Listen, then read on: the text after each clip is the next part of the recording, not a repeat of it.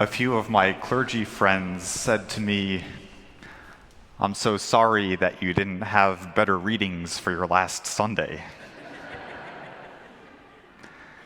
"Oh, believe me," I assured them. "The story of Abraham sacrificing Isaac will work just fine because after 7 years of dealing with me, they're all just about ready to bring me up a mountain and take me out."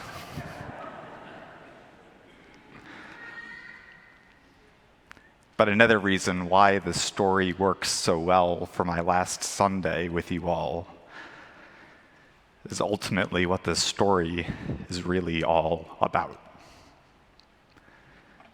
A person who is asked to give up something that was so dear to them in order to say yes to a different call from God. If we recall our readings from the last few weeks, we've been following the plot line of Abraham and Sarah. God promised Abraham more descendants than the number of stars in the sky. Abraham and Sarah thought it to be impossible and/or got impatient, so they had a child via Hagar. But angels appeared to Abraham and Sarah and said, "No, you two will actually be the ones having the child." And 9 months later, despite their age, Isaac was born. Last week, Ishmael and Hagar were sent off on their way, so now Abraham was back down to just one son. So now this whole promise to be the father of many nations thing seemed to be heading in the opposite direction. Abraham needed more children, not less. So imagine his surprise when an angel once again appeared to Abraham and said, "Take your son, your only son, Isaac, the one whom you love, and offer him as a burnt offering." Can you feel the sense of loss with each phrase the angel says? Your son, your only son, the one whom you love. Abraham didn't know what God was thinking in that moment, but faith was his guiding star. By faith, Abraham chops the wood for the burnt offering. By faith, he sets out on his donkey. By faith, he places the wood on his son's shoulders. By faith, he ascends the mountain with Isaac. And with every step, what he's about to leave behind gets more and more real. Then comes Isaac's absolutely soul-crushing question. "Dad, didn't we forget the lamb for the burnt sacrifice?" But by faith, Abraham replied, "God will make something happen." Or maybe he said this because the answer was all too painful. "Isaac, you are the lamb." By faith, Abraham bound him up. By faith, Abraham laid Isaac on the altar. By faith, Abraham held the knife up high. But then by faith, the angel whispered, "Stop." A ram appeared. And Abraham did what a person of faith does. He gave the offering and gave thanks to God. and by faith he declared a hope-filled and eternal truth. The Lord will provide. I'm not sure whether I love it or if it immensely annoys me that we're never told what the walk down the mountain was like that day for Abraham and Isaac. I'd have to imagine that at some point, Isaac had to have asked the obvious question. So, Dad, do you want to tell me what that was all about? And I'd have to imagine that the answer went something like this. My life with God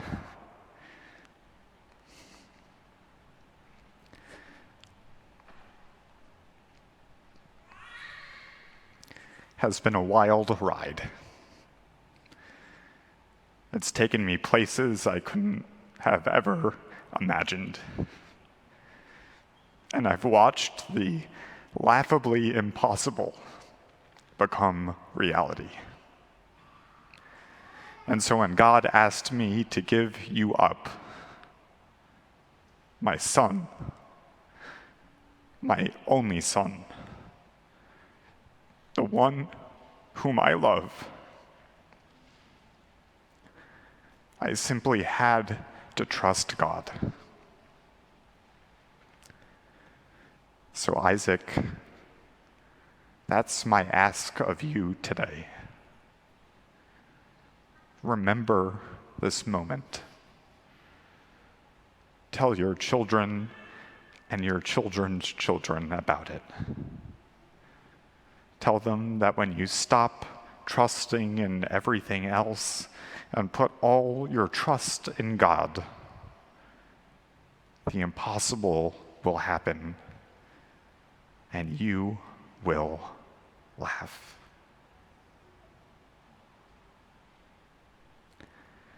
That day, Isaac was changed. Isaac was changed because when you encounter a faith that's strong, when you're shown a love that deep, when you witness hope that unwavering, you don't walk away the same. You're changed forever. And I guess that's what I'm feeling today, too, as we begin our journey down the mountain together. A sense of gratitude for the way I've been changed by your faith, by your love, and by your hope. Over these last 7 years, we've been taken some unexpected places. Pandemic, renovation, and transitions. And we've had to place our faith in God as we had hard conversations about sustainability. Conversations that nearly killed some of us. They were so difficult.